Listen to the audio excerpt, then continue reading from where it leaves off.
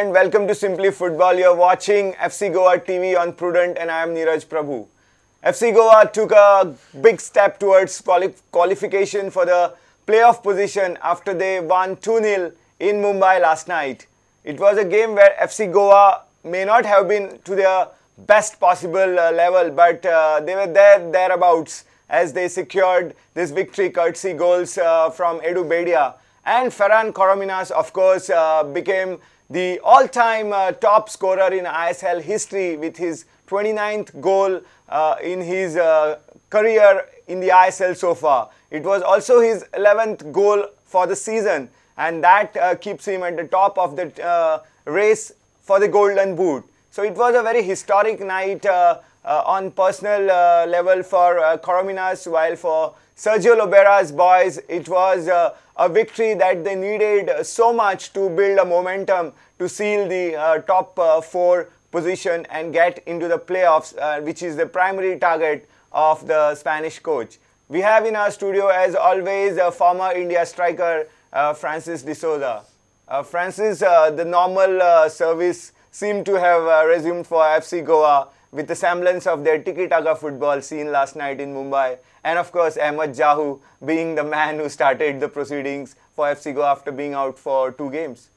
Yes, Neeraj, FC Goa has done themselves a valuable game yesterday by getting those 3 points, and strong contenders for the 4 places in the playoff.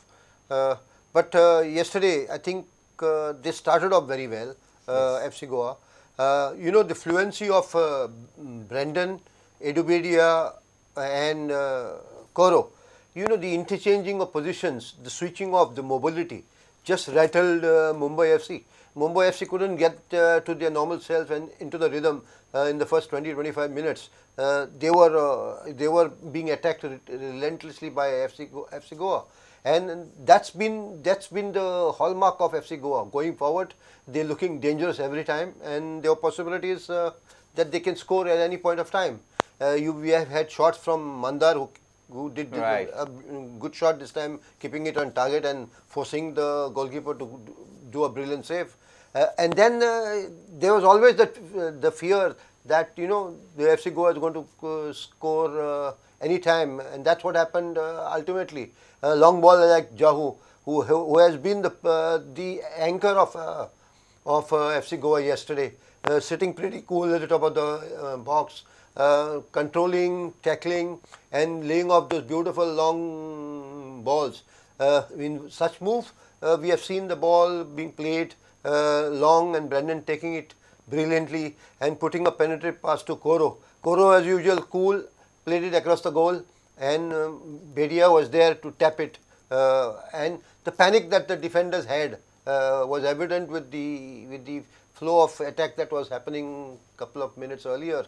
And but to be honest, they were not their usual self. Although they controlled the game well, but the flowing FC Goa we have seen wasn't evident yesterday. They haven't still come up to that level that we know they are capable of playing. But it's a good sign they're getting into the rhythm after a long break, and it's heartening to come back with a 2-0 score, and they rightly deserved it.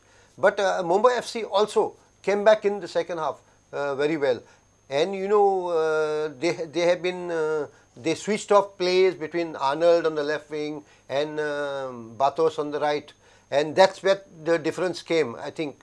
And they were able to create those 2 chances. One brilliant save by the crossbar by Nawaz, and Murtaza fall in the nick of time. Otherwise, maybe we would have a different scoreline.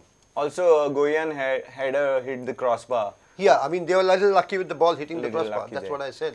Yeah, nevertheless, I think there was a lot of improvement in the team if we compare this game to the last one at home against Jamshedpur.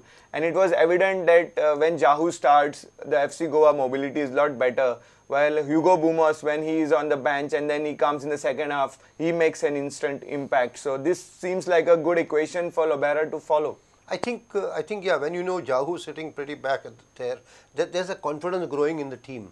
Edu Bedia comes back to assist the team and receive the ball from Jahu. plays it on the wings, controls the whole game.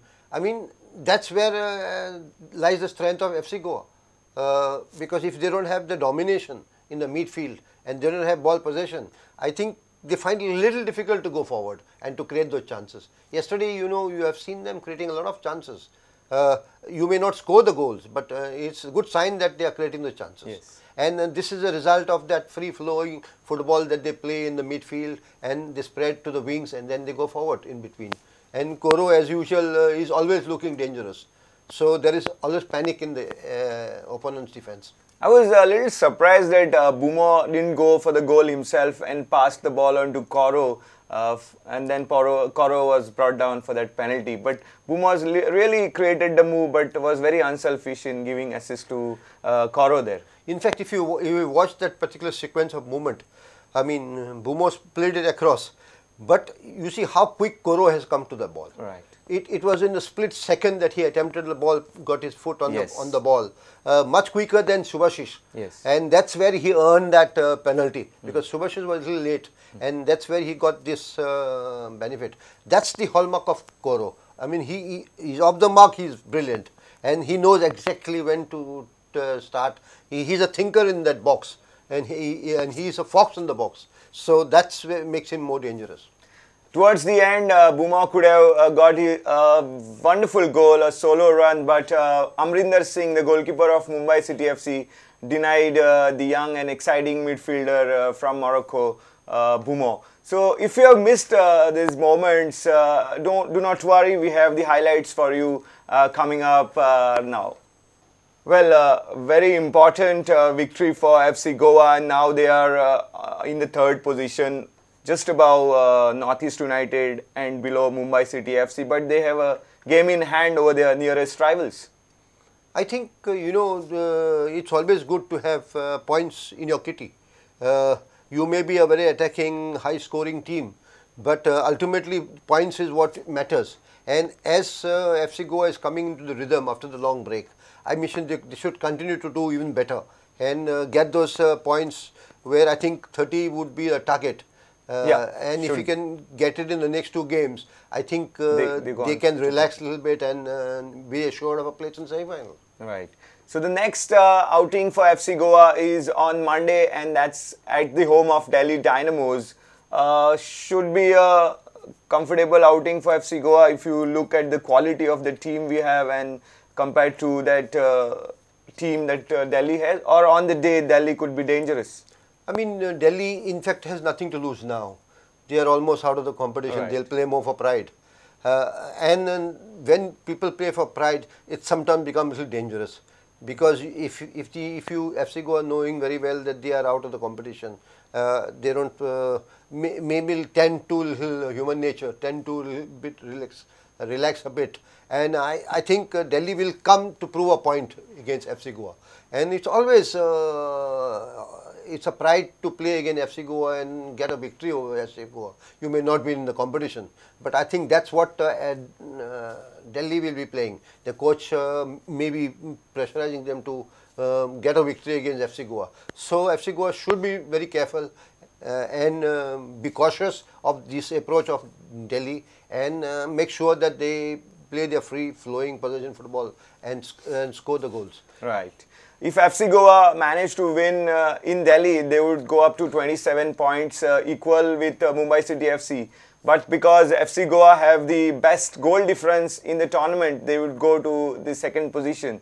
And then we have on 14th of February, the great rivals of FC Goa, ATK, would be in the town, and then you have this big game on 14th. So if they win it, 30 points can be achieved if FC Goa win the next two games. Yeah, I mean, that's what I'm saying, that, it's the best thing for FC Goa to do is, decide to win both these games and be sure of a place in the last four. ATK also is a good team, but when they play at home against FC Goa, they'll also be knowing very well that how FC Goa plays in their home grounds, and it has always been a high-scoring games locally. So they will be aware of it. Lanzarote is going to be there with them, and they should not wait. for the last 3 games to decide their place in the last 4. If we look at how the season has gone by, FC Goa are having a great opportunity to seal their top 4 position in the next 2 games.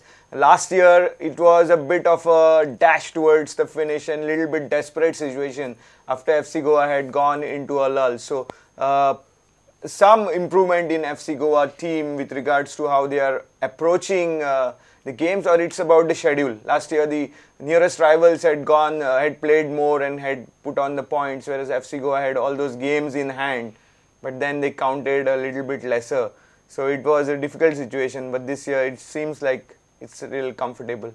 Yeah, I mean they have 5 games now in hand, and they require 6 points, almost 6 points to qualify. So I think FC Goa knows it very well. They have been, as far as their midfield and the forward line is concerned, I think they are doing quite well now. But with Jau coming, additional strength, and Penna playing at the back in the defence, it's not as fragile as it was earlier. Right. There's a little bit of consistency and a little bit of strength. But if you've seen yesterday, they were still a little exposed in the second half. On the counter in the second half. So they got to be careful how they go about it as far as defensive work is concerned. But they are also having, it's a good fortune that they are having Nawaz, who comes up with brilliant saves. Because last year the goalkeeper wasn't up to the mark, and that's where the problems were more. So now at least we conceded a lot of goals and lost a lot of points. So now we also are aware that Nawaz is also living up to his expectation of the coach. Sure. So that's a good sign, and I think with that in mind, I think FC Goa will try to settle the issue with these 2 games. Absolutely. It's a very exciting state to be in if you are a FC Goa fan, as the qualification seems to be very close, but FC Goa have to keep the accelerator pedal pressed and no let up in their steam, and should try and clinch the position in the playoff as quickly as possible. Thank you, Francis D'Souza, for being here with us as always. Pleasure. Thank you for having me.